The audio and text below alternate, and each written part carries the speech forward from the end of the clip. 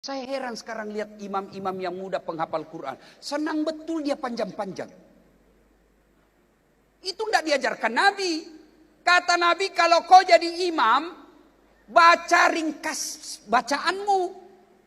Itu Nabi kalau sendiri, Pak, dia baca surah-surah pendek.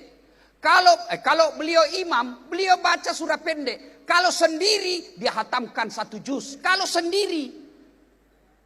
Ini kalau sendiri, kul-kul. Sekali jadi imam, Pak, ma Allah karim. Mulai takbir sudah lama, panjang, Pak.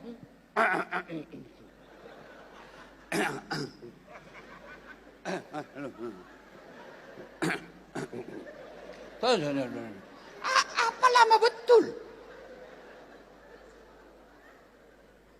Kalau jadi imam, kata Nabi, ringkaskan. Itulah sebabnya ketika kita jadi imam, itu sunnah Pak Imam mengatakan, salat jami'ah rahimakumullah, sambil lihat ke belakang. Oh, banyak pensiunan.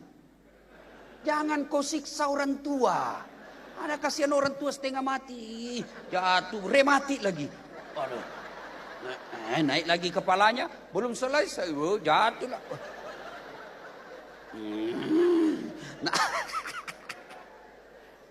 Yang di belakang, kenapa Nabi katakan ringkaskan? Karena di belakang itu macam-macam. Ada ibu-ibu asam urat, tidak bisa lama berdiri karena berat badan. Ada bapak-bapak yang tahan kentut. Ada adik remaja yang pakai sepatu baru, lupa titip baik-baik. Hilang sudah sepatu saya, aduh belum lunas lagi. Itulah sebabnya kata Nabi ringkaskan, karena orang di belakang macam-macam. Yang kedua kata Nabi, bacalah yang umumnya orang hafal. Kenapa? 1. Kenapa Nabi anjurkan baca yang umumnya orang hafal? 1, supaya orang bisa khusyuk mengikutinya. Coba kalau imamnya membaca kul huwallahu ahad, anak-anak kan ikut. Kenapa dia hafal? Kul huwallahu ahad, Allahu samad, lam yalid wa lam yulad. Dia ikut, kenapa? Dia hafal.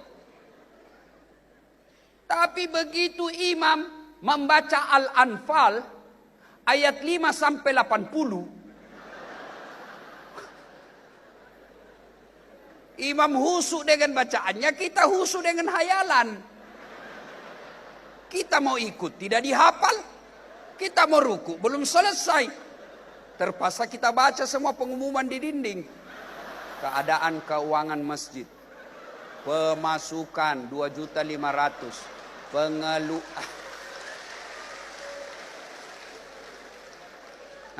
belum juga selesai, kalender lagi dibaca, Persatuan Guru Republik Indonesia.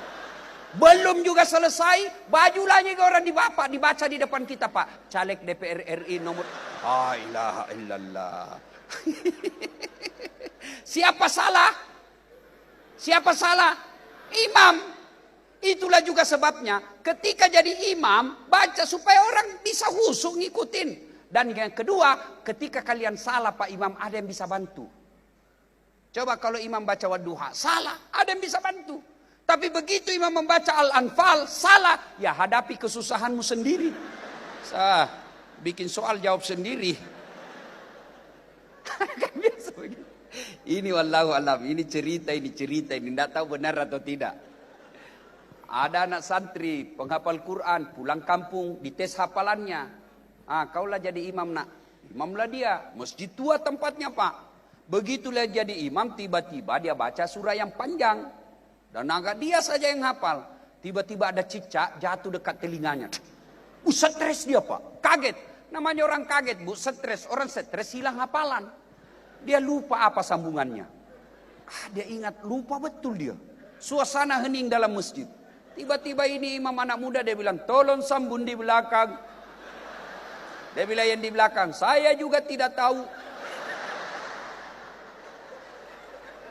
Tiba-tiba dia berteriak, ada anak muda berteriak dari belakang. Kalau begitu ya sudah, Allahu Akbar. Siapa salah?